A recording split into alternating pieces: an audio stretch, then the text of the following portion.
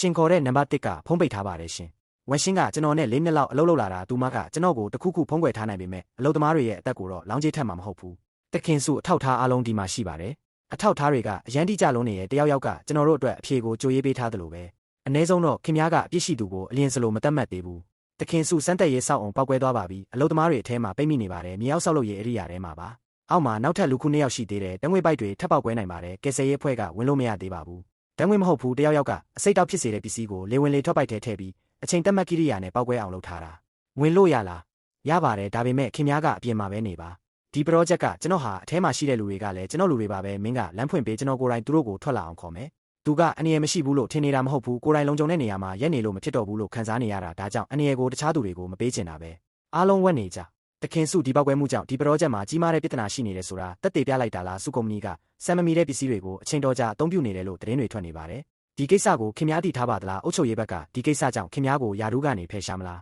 ပောက်ကွဲမှုရဲ့အကြောင်းရင်းကိုအခုထိတေချာမသိရသေးပါဘူးအခုအရေးကြီးဆုံးကဒဏ်ရာရသူတွေကိုကယ်တင်ဖို့ပါတကယ်တရားခံကိုမရှာဖွေမီအလင်းစလိုကောက်ချက်ချပြီးအပြစ်ပုံချဖို့မဟုတ်ပါဘူးဖြစ်ရဖြစ်တာနာရီဝက်တောင်မပြည့်သေးဘူးဒါပေမဲ့တိုက်ခိုက်တဲ့သတင်းတွေက3ရက်ကြိုတင်ပြီးပြင်ဆင်ထားတယ်လို့ပဲတစ်ဖက်ကဖျက်ဆီးကျင်တာက project တစ်ခုတည်းမဟုတ်ဘူးကျွန်တော်ဘက်ကရှင်းပြပြီးကိုကာကွယ်ပြောဆိုခွင့်ကိုပါဖျက်ဆီးကျင်နေတာခင်ဗျားကသူ့ဘေးမှာရှိနေတာလားရှိပါတယ်သူ့ကိုပြောလိုက်ဒီကုမ္ပဏီထဲမှာဘသူ့ကိုမှလုံးဝမယုံနဲ့အထူးသဖြင့်လူချန်ဟဲကိုတော့ပိုပြီးမယုံနဲ့စိတ်ခန္ဓာအမှတ်9မှာကုန်တင်ကုန်ချလုပ်ငန်းကိုယာယီရပ်ထားအလဲမှာရှိတဲ့စွန့်ပစ်အေးခန်းထဲမှာသူ့ကိုဖမ်းချုပ်ထားတယ်ကားပေါ်တက်အရင်ဆုံးသူ့ကိုပြန်ရှာခေါ်လာပြီးမှဘာကြောင့်ဆိုတာမင်းမယ်ကားနဲ့စီလူ6ယောက်ဝင်သွားတာနာရီဝက်တောင်မပြည့်သေးဘူးမင်းကဒီမှာပြင်မှာပဲစောင့်နေဆွေဝမ်ရှင်းကကျွန်တော်လူပါသူမကမင်းလူဖြစ်နေလို့ပဲအထက်ကလူတွေကမင်းကိုစောင့်နေတာသူပြောတာမှန်တယ်သူတို့ကဝမ်ရှင်းကိုဖမ်းသွားတာနှုတ်ပိတ်ဖို့အတွက်မဟုတ်ဘူးကျွန်တော်ကိုအေးခန်းထဲဝင်လာအောင်လှည့်စားဖို့ပဲ10မိနစ်နောက်ထပ်10မိနစ်အတွင်းမထွက်လာရင်ကျွန်တော်လူတွေခေါ်ပြီးဝင်လာမယ်မဝင်လာနဲ့ဒီကုလားထိုင်မှာအလေးချိန်အာယုံခံစနစ်ပါတယ်သူတို့ကကျွန်တော်ကိုအလင်းမြန်တက်ချင်တာမဟုတ်ဘူးသူတို့ခြံထားတဲ့တဲလုံစာတိုင်းကျွန်တော်လိုက်သွားအောင်ဖိအားပေးနေတာ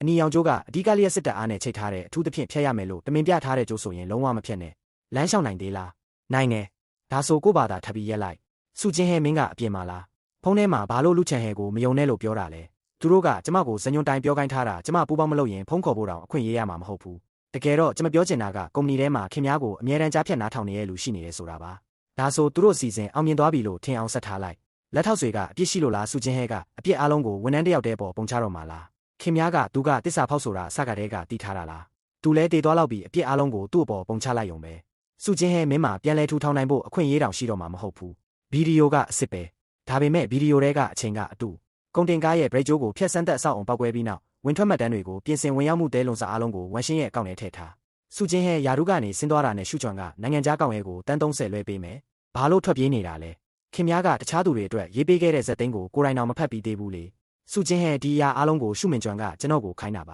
ါဒါပေမဲ့သူလည်းတခြားလူတယောက်ရဲ့အမိန့်ကိုပဲလိုက်လုပ်နေတာပေယွန် project ကိုတကယ်လိုချင်တဲ့သူကရှန်ဆွေထန်လုံးဝမဟုတ်ဘူးဒါကကျွန်တော်မတေခင်ဖုန်းကြီးကပေးခဲ့တဲ့အရာပါသူကလက်ထက်စာချုပ်ထဲကလူပေါ်လာတဲ့အထိဆောင်ပြီးဒီတိတ်တာကိုစုကထစီပေးဖို့ပြောခဲ့ပါတယ်တဝက်ကမင်းဆရာစီမှာရှိတယ်ဝှေ့အားကဆရာကိုဖမ်းသွားတာဒီကုတ်တော့ကြောင့်ပဲကိုဒါဆိုပေယွန်မြေကြီးအောက်မှာဘာတွေကိုဖုံးကွယ်ထားတာလ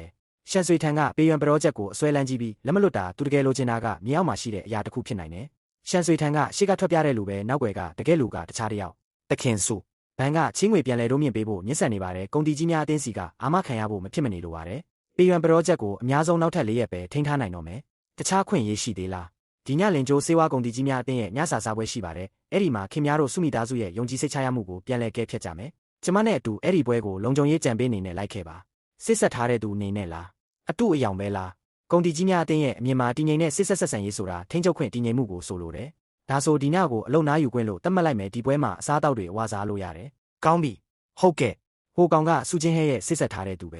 ဲကြားတာတော့အရင်ကတောင်ပေါ်မှာပဲနေခဲ့တာတဲ့စုမိသားစုကလည်းပြိုလဲခါနီးနေပြီးသူကအဲ့ဒီကစားနေတဲ့လူတွေကိုတောင်ဆက်မွေးထားသေးတယ်သူတို့ကတခြားလူတွေကိုဒီလောက်ကြဲကြဲလောင်လောင်အမြဲတမ်းအတင်းပြောကြတာလားသူတို့ကခင်များကြအောင်တမင်ပြောနေတာပေါ့ဒါဆိုကျွန်တော်လည်းနည်းနည်းပါဝင်ကစားရမလားဘသူ့ကိုမှစေးရုံပိုးနဲ့နော်နားလဲပါပြီသူတို့ကိုအရှက်ရအောင်လုပ်ရုံပါပဲလူချန်ဟဲကုန်တီကြီးများအတင်းရဲ့ညစာစားပွဲကိုပထမဆုံးလာတာပဲမဟုတ်လားဒီမှာဘီလီယံပေါင်းများစွာတန်းနဲ့စီးပွားရေးကိစ္စတွေကိုဆွေးနွေးကြတာဒါပေမဲ့မင်းရဲ့ပုံစံကဖန်ခွက်ကင်ထားတဲ့လူကြီးလူကောင်းထက်ဆေးဖက်ဝင်ပင်တွေကိုမိဖို့ချောင်နဲ့ပို့ပေးတဲ့လူနဲ့ပို့တူတယ်ဖန်ခွက်ကိုအကြာကြီးကင်ထားပေမဲ့တငုံတောင်မတောက်ဘူးအစားတောက်လာစားတာမဟုတ်ပဲဖန်ခွက်ဆောင်ဖြစ်လာတာထင်တယ်ငါကိုရန်တော်ကိုတောင်ဒီလောက်လူများတဲ့နေရာမှာငါမျက်နာကိုလာပြီးစော်ကားရဲတယ်ဒီနေ့သူ့ကိုဒူးထောက်ပြီးထွက်သွားအောင်မလုပ်နိုင်ရင်ဟမ်မီသားစုကရဲစရာဖြစ်တော့မယ်ချန်အပြင်ဘက်စစ်စေးဌာနကလူတွေရဲ့တစိတ်ပဲမင်းဒီတန်စိတ်ကိုဘာလို့တီးတာလဲလက်နဲ့မထီးနဲ့ အာနာပိုင်ကနိုရှင်းဝေကစစ်ဆေးရေးယူမှုကိုလေးစားစွာလက်ခံပါတယ်လူချန်ဟဲကျွန်တော်တကယ်မသိခဲ့ပါဘူးအခုနကမသိပဲစော်ကားမိတာကိုခွင့်လွှတ်ပေးပါအပြစ်ပေးခြင်းရင်လည်းကျွန်တော်လက်ခံပါမယ်ချန်လျဲမင်းကဘာဇက်လန်းတွေကစားနေတာလဲဘာစပိတ်ထားမင်းမှာတခင်ကိုအမိတ်ပေးပိုင်ခွင့်မရှိဘူး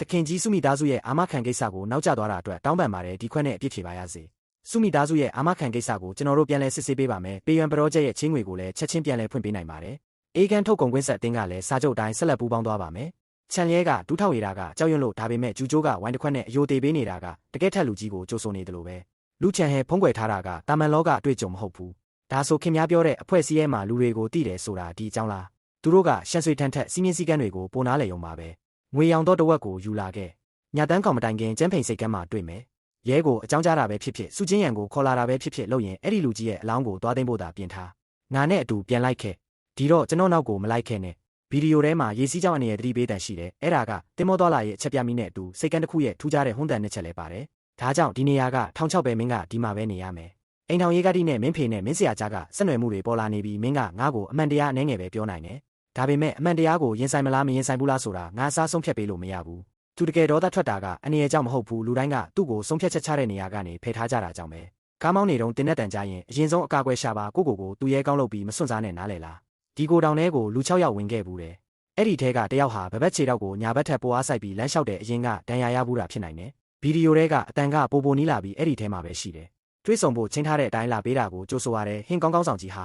ဒါပေမဲ့ဝမ်းနေစရာကမင်းနောက်ကျသွားပြီတန်တရားဖြစ်အောင်အတူတခုကိုတမင်ထားခဲ့တာမဟုတ်ဘူးမင်းကိုလူတယောက်ကယ်ဖို့လက်ခေါ်တာမဟုတ်ပဲကိုတောင်ထဲကအခြားအရာတစ်ခုစီလက်ခေါ်ဖို့ပဲချင်းဟိုဒီစာကိုကြားတဲ့အချိန်မှာငါတော့မရှိတော့လောက်ပြီးပွေ့ဟွာစမ်းတက်ရေးစင်တာမှာဖြစ်ခဲ့တဲ့မတော်တဆမှုကမတော်တဆဖြစ်တာမဟုတ်ဘူးတယောက်ကမိငိမ့်တက်ရေးစနစ်ကိုကြိုတင်ဖျက်ဆီးထားပြီးငါရဲ့ကင်းလယ်လမ်းကြောင်းကိုလည်းရန်သူဖွဲ့စီပေါက်ကြားစေခဲ့တယ်အဲ့ဒီလမ်းကြောင်းကိုပေါက်ကြားစေတဲ့သူကစုမင်းချွန်ပဲဒါပေမဲ့ရန်သူဖွဲ့ကတခြားလူတွေအတွက်အလုံးလုံးပေးနေတဲ့သူတွေပဲမြေအောက်မှတ်တန်းတိုက်ကိုဖွင့်ကျင်တဲ့တကယ်လူကဝှေ့အော်ပဲဝှေ့အော်ကဟင်းကောင်းရဲ့တစ္ဆာဖောက်တယောက်မှတ်တန်းတိုက်ထဲမှာလွန်ခဲ့တဲ့9နှစ်ကဖြစ်ရတဲ့ပတ်သက်တဲ့လူစရင်ငွေကြေးမှတ်တန်းတွေအပြင်လင်းကျိုးမှာသူတို့ထည့်သွင်းထားတဲ့လူတွေရဲ့မှတ်တန်းတွေလည်းရှိတယ်ချင်းဟိုချင်းကွန်ဆန်နဲ့လူချမ်းဟဲကိုမယုံနဲ့မင်းလို့ရမှာကငါအတွက်လက်စားချေတာမဟုတ်ဘူးအမှန်တရားကိုနေအောင်အောက်ထုတ်ဖော်ပေးဖို့ပဲဒီ3နှစ်လုံးမင်းဖေဟာမတော်တဆမှုကြောင့်တေဆုံးခဲ့ရဆိုတဲ့အကြောင်းကိုမင်းစိတ်ထဲမှာအကြိမ်ကြိမ်လက်ခံဖို့စ조사ခဲ့တယ်ဒါပေမဲ့အခုတိလိုက်ရတဲ့အမှန်တရားကချေရသူကိုဆုံးရှုံးရတာထက်တောင်ပိုအေးဆက်တယ်မင်းကိုထိခိုက်စေခဲ့တဲ့သူကစုမိသားစုရဲ့ထမင်းစားပွဲမှာထိုင်နေခဲ့တာပဲငိုချင်ရင်ငိုလိုက်ပါဒါပေမဲ့ရန်သူရဲ့ကင်မရာရှေ့မှာတော့မငိုနဲ့ဒီနေရာမှာကဲကင်မရာတွေရှိတယ်ကုတ်ရဲ့တဝက်ကတကယ်တော့ကျွန်တော်စီမှာမရှိဘူးအဖိုးစုကအိမ်ဟောင်းရဲ့လုံခြုံရေးကန်းထဲကိုရွှေ့ထားတယ်အဲ့ဒီလုံခြုံရေးကန်းကိုအဖိုးရဲ့လက်ဖွားစကင်နဲ့ပဲဖွင့်လို့ရတယ်